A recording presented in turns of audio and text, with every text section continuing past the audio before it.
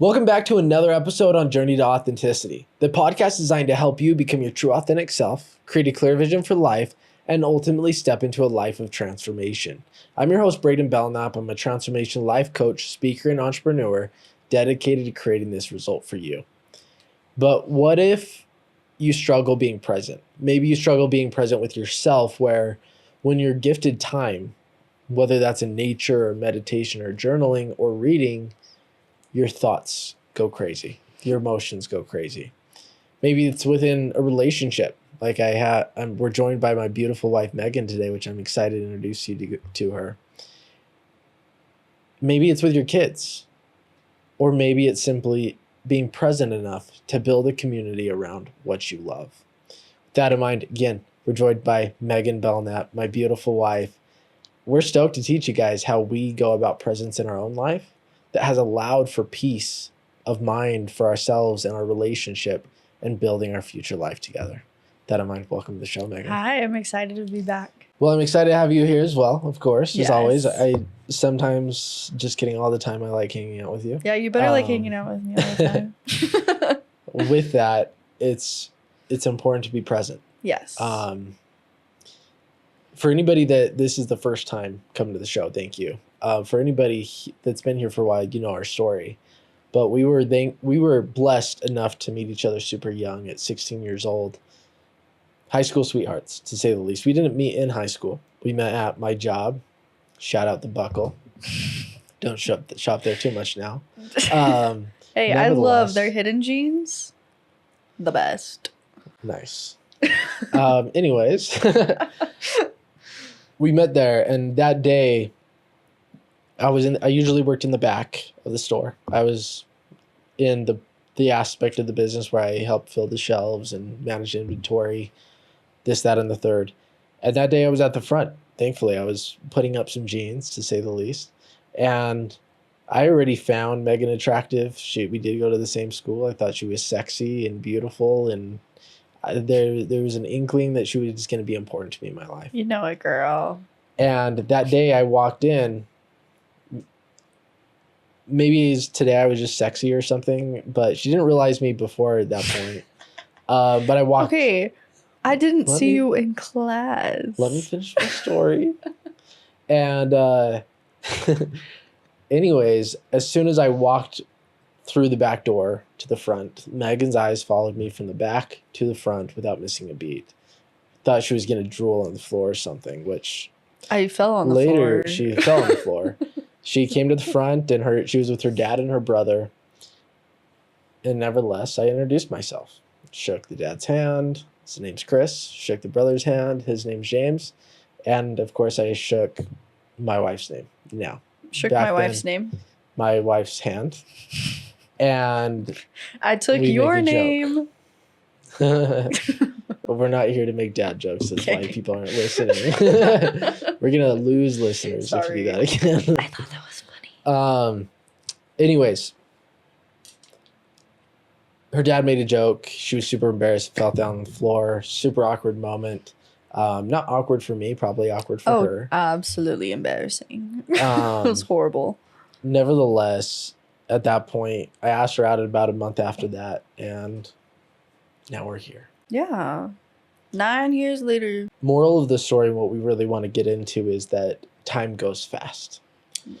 We went through high school, and in high school, yes, I was there in the relationship, but we were kids trying to figure out who we were, to say the least.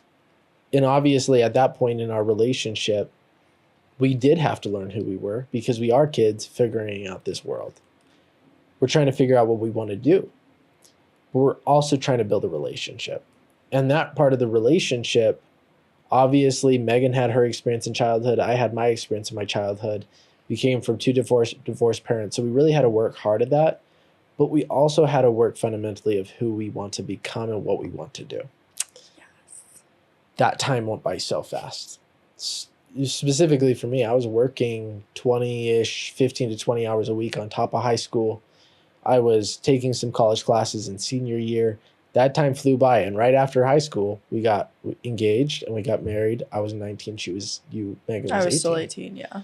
And Nevertheless, time goes by fast. Would you agree with that? Yeah. But it comes, what I've learned is that time goes by fast when not being intentional. Yeah. There's a reason that you can go on vacation for a week and in some aspects feel like it flew by, but in some aspects you remember more and you experience more and your days feel a little longer because you're living that vacation intentionally. Mm-hmm. You remember it more. So why not bring that quote unquote vacation vibe into your day-to-day basis? Right? Yeah. And keeping a calendar and that kind of stuff, like, it makes a huge difference. And at the end of the day, people view time in one of three ways. And I'm gonna kind of break this down into your seasons of life. Right? You have your kid viewpoint, your child viewpoint, which in some aspects holds a lot of truth. They're dreaming, they're learning, they feel like time is endless because it really is. Time feels a little slower. I mean, I remember years feeling like forever when I was a kid. I know, and now it feels like a freaking day. Exactly. Like, it feels like no time at all. So nevertheless, like, time is never ending. Then there's the middle, right? The 20 years, 20s and 30s, where you see that time isn't everlasting, but you still don't quite see the end. So this is the time that you kind of make those decisions. Are you going to follow your dreams, or are you going to go the common path? And then the third viewpoint is that you're older now. Maybe you're going into your 50s, your elderly years, and you see that there truly is an end. And this is when people really start to make up lost time. They say there are sorries, they say there are apologies. Some people retire and chase the dreams that they never did. And some die with regrets. Mm-hmm. Why can't we be present and build big things like 20s and 30s all the time? Mm-hmm. Why can't we see the fundamental truth that life and time is fleeting? You never get it back. And why can't we dream big? Why can't we see that time, like, we still have so much time? People operate out of time out of one or two aspects, and that's either scarcity or hurt at the end of the day. Either you're hurt and you're trying to run from something, or you're scared and you're trying to run back. Mm-hmm. But when we encompass that time comes to an end, we can choose how we spend our time in the present, and we can realize the past and really dream big, just like when we were with kids. It makes time more intentional to where you enjoy your life. Yeah, and us being intentional with our time has helped when because we have date nights every week, we get together with family, like, we have these specific things set on our calendar. And so that helps us be able to actually spend time with each other. Like, we know our date night, that's quality time together. We know from this time to this time every single night on our schedule, this is our time together. When you don't have an intentional schedule and you have those days where you're staying up late, you're sleeping in, you're not being productive and stuff, like, when you look back at the end of that day, there's been so many times where that day comes to a close and I have a pit in my stomach because I'm like, oh my gosh, there was so many more things that I could have accomplished today. And then it's like, it can create this cycle where every single day you feel like you're behind, or you didn't do this, or you're like, oh, I needed to go grocery shopping today, but I didn't because I was sitting on my phone, and then I lost track of time, and then I had a commitment that I had to be to. And so by following a schedule and by having a calendar, you're just eliminating that, and it makes life so much freaking easier. And as somebody who had to have that pounded into their head by Braden, I can, I don't even know what the word is, but vouch that it's better. I can vouch that it's better. My life has been so much better, less chaotic. Now with that, there's two sides of it, not living with intention. One, the grind mode, where you just never stop. You never make time for your relationships, people you care about, yourself. And then bumming around, going to sleep late, waking up late, sitting on your phone. Both versions of that are very unintentional. Mm-hmm. So what is the middle ground? Well, here's an insight. I know when I need to wake up tomorrow, so I wake up. I know when I am going to meditate, when I'm going to pray, when I'm going to read. I know when it is our date night. Guess what? I know even when I'm going to shower and brush my teeth. It's all on my calendar. And what's the beauty in that? Well, there's three aspects of life. There's you, there's your relationships, and then there's the holistic life, the dreams, the business, the material items, you name it. Why? The truth is most people schedule the work. They don't schedule anything else. Sometimes they work on themselves, sometimes they don't. Sometimes they work on their relationships, sometimes they don't. And then most people wonder why they don't have a fulfilling life. Mm-hmm. Well, start to schedule everything. Schedule you, make you a priority. It's selfish not to. Most people think it's selfish to do so. That's a bunch of crap. If you want to have a hobby, schedule when you're going to do it. If you have a business, schedule when you're going to do the things that you need to do to get the result you're looking for. Mm-hmm. The only reason that you do not get a result in life is if you don't know something, if you don't practice something, and if you don't get coaching on that thing. If you learn whatever it is, whether it's a hobby, a relationship, finance, like this is applicable to anything. If you learn it, you practice it, and you get coaching on it, you will become one of the best. So why not be the best in your life? Mm-hmm. Well, and the only person you're really doing a disservice, I mean, you're doing a disservice to a lot of people in your life, but the person who it affects the most is yourself. And so by not following a schedule, by not being intentional with your time, you really are only creating a harder life for yourself and then more regrets. And to kind of like tie that to personal experience is anxiety. And I feel like a lot of people who struggle with anxiety or feel anxious, being able to be present and training yourself to have a schedule, to have a set time for things, it takes a lot of anxiety away.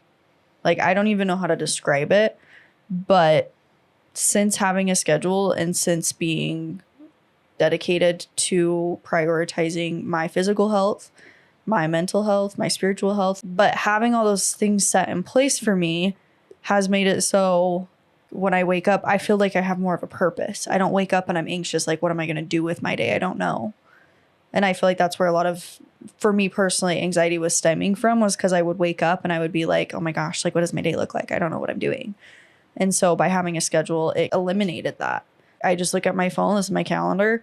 This is what I have. This is what I need to get done. These are the times I have to do it. And then I don't have to think about it. And it's just made it for mental health, basically what I'm saying. If you have a schedule, it helps a lot. Well, emotion equals motion. Sorry, motion equals emotion. And you act upon your emotions, right? Anxiety is an emotion. Period, end of story. So, Psychology 101. Your beliefs create your thoughts create your emotions create your behaviors create your results, which reinforce your belief systems. So any emotion that you're feeling, if you really like it, it's important with time to be aware. Mm-hmm. For example, in my own life, I worked really hard in high school. And in ways, I am extremely grateful for that because I've developed more skills than most people develop. I developed skills in my teens that people don't even develop until they're like 30. So it set me up for great success, although I missed out on a lot. I was working, not being intentional. And sometimes there's seasons of life. That's okay. But I definitely could have been more intentional because I missed out on high school experiences. Times that I was at high school experiences, I was thinking about work. When I was at the event, when I was at work, sometimes I was thinking about the events that I would want to go to. So it was a lack of presence, which didn't set me up. It didn't set us up, and it didn't set our future up. Mm-hmm. When I pivoted and really started to realize that my life is just not work. I love working. I fundamentally love it. I love coaching. I love helping people. I love podcasting. I love speaking. What I do, I love. So I am okay to work longer hours, but I also realize that I love myself. I love our relationship. I love the future that we're creating. I love hobbies. I love smoking food. I love doing these things. But I used to not do them because I wasn't living intentionally. Mm-hmm. So yes, is a bigger part of my calendar working. Yes, because I love it and I'm okay with that. But I still make time for everything else. Mm-hmm. And that's the beauty. Nevertheless, I didn't like where I was at because I was overemphasizing work over anything else to where I wasn't experiencing hobbies and other aspects of life. Mm-hmm. That emotion got to the point where I'm done with this. I want to start truly living. And that emotion is what allowed me to take motion of changing. Mm-hmm. And either people are going to make their emotions a prison for themselves or the reason that they transform life. Because it's what you can see. We as humans can't always see that thought. Sometimes we can't. But you're experiencing 70 to like 80,000 thoughts a day. My assumption is you do not know every thought. And that's okay. You don't have to. But what you always see is the emotion. You can determine what you felt like in a day. And when you realize that and you actually take the time to look at it, you can ask yourself, okay, what am I doing good with my day first and foremost? Like, what were the positive emotions? What were the emotions that didn't serve me? And let me emphasize, all emotions serve you. But when you're feeling it too much, depending on the emotion, like anger, anxiety, that becomes where it's not serving you anymore. Anger does serve you in some aspects, as well as anxiety. But let's shift that, right? Mm-hmm. Let's feel that less. How do we do that? Well, if motion equals emotion, when you implement this schedule, you're going to make time for yourself. You're going to take time for your spouse, your girlfriend, your fiance, your kids, your community, everything. You're going to make time for your finances, your business, your lifestyle, whatever that looks like for you. You're going to make time to like go experience things like buying material items that you actually love. You're going to develop skill sets. And when you follow a calendar and you schedule all of that and you take action, well, beautiful thing is that creates a new result, reinforcing a new belief system, transforming thoughts, transforming emotions. So you're opting into a whole new way of being. And that's why, as you know, anxiety has lessened dramatically because you're taking a different action, which is reinforcing a complete different cycle. Mm-hmm. And it's such a nice cycle to be in because for me, waking up every single day and feeling anxious about what my day was going to look like, and then it just compounds and compounds and compounds, it becomes debilitating. And then for you, it's like funny because it's like we're the exact opposite of each other, which I think is cool because we can share our personal experiences of both sides of it. But my way's the right way. Yeah. Just kidding. Well, I'm saying like you experienced it where you were so busy that you weren't prioritizing other aspects in your life. And mine was the opposite of where I didn't have any kind of schedule. I wasn't prioritizing anything in my life. And so I wasn't showing up for myself or for others in the way that I know that I could be. I wasn't being present with people. I wasn't, doing the things that I needed to do in order to like move forward in life. My schedule was too lax. I was like, I'll just do that tomorrow, And so like with the messaging that your schedule doesn't have to reflect your spouse's, you're going to be different and that's okay. You need to find how can you be present to be the best version of yourself and create the future for you. And something that I love about a schedule is that it is individual for each person. Time goes by fast. And it is crucial to be like a kid, always. And dream big. Live life as if it's never ending. On the other side, it's important to be where you're at right now, where you're living, where it's your springtime, it's your summertime, where you're actively looking to learn and practice and execute and really grow intentionally in all aspects of life.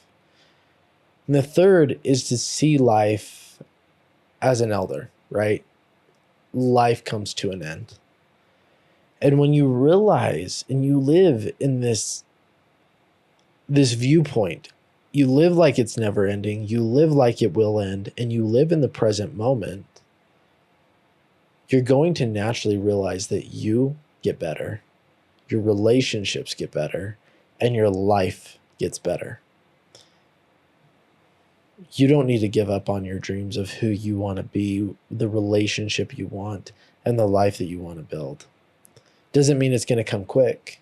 It might take a year, 5 years, 10 years, and sometimes longer, but you're going to be that old anyways. And if you can't enjoy the journey, you're definitely not going to enjoy the destination. Make the journey your home, your safe place. Because every time you reach a mountaintop, that's your floor, and you have another mountaintop to climb. So make the sense of home, that feeling of peace, your journey. And naturally, you're going to enjoy the ride. And the best way to do that is a calendar. Just like Maeghan highlighted, it doesn't need to look like everybody else's. Your schedule doesn't need to look like mine. Build one that prioritizes you, your relationships, and your life, and align that with your dream. And naturally, it's going to come to a place where you really start to enjoy the journey.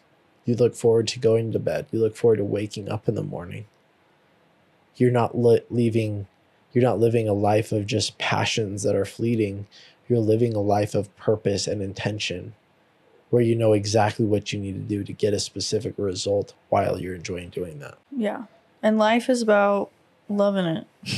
That's so cheesy. Oh Loving my gosh. it? There's literally another dad joke. Eat more chicken. Eat more chicken. That's what I heard when you said that. Just kidding. From Chick-fil-A. Yes. But I mean, ultimately, like, you want to love the life that you live. And so You look like you could work at Chick-fil-A. Oh my gosh. I love Chick-fil-A though. It's so good. No, we are not. We're not marketing Chipotle on this pot. Or Chick-fil-A. I'll market freaking Chipotle. Chipotle's even better. I love Chipotle. Chick-fil-A is a big no-no, Megan. Okay, I know. Chipotle's food isn't good. We do not eat Chick-fil-A. Got it. Do you see what's in their sauce? Yeah, we eat Chipotle though. And Cubby's. Cubby's is so good. Cubby's a bomb. Anyways, okay. What I was saying. No, let me finish my thought. But you want to love life. And so do what you need to do to be able to love your life. And the first step, create a schedule. I feel like in an info commercial right now. Or infomercial, I think is it. I don't even know. But create a schedule. I'm trying to make it not sound cheesy is my problem. But just create a schedule. If you want to live a life that you love, create a schedule, because you can be intentional with your time.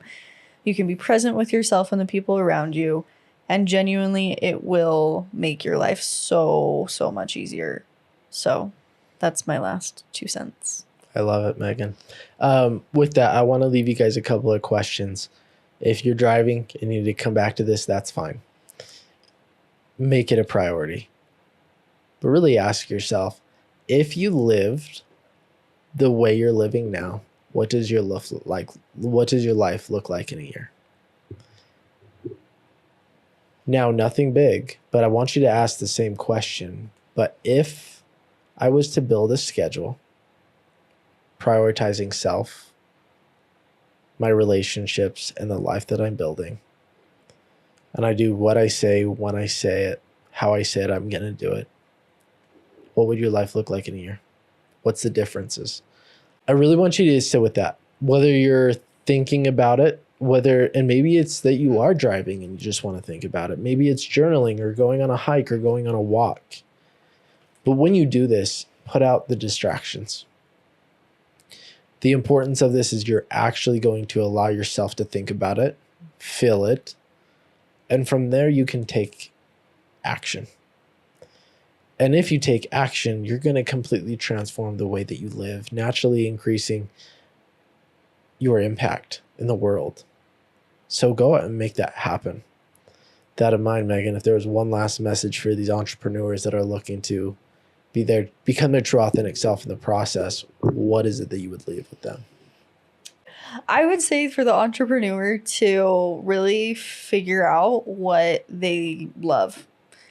And whether that's you want to enhance your relationships, whether you want to start doing hobbies more, that kind of stuff. Like, truly figure out the things that you want to achieve in life and then make time for those, and start with prioritizing yourself over everything else.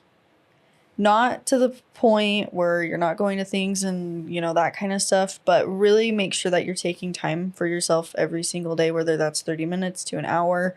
It doesn't matter even if that's 5 minutes, but take time to make sure that you are taking care of yourself mentally, physically, emotionally, spiritually, all those things. Absolutely. With that in mind, thank you so much for showing up, you guys. I really appreciate listening to another episode of Journey to Authenticity. If you like what both myself and Maeghan had to say today, be sure to subscribe and leave a review. This will help to ensure that we show up strongly in our podcast, my solo podcast, and will ensure that I get the most quality and most interesting guests to have some fun in our journey together to help you transform your life. With that in mind, hope you have a good rest of your day, everybody.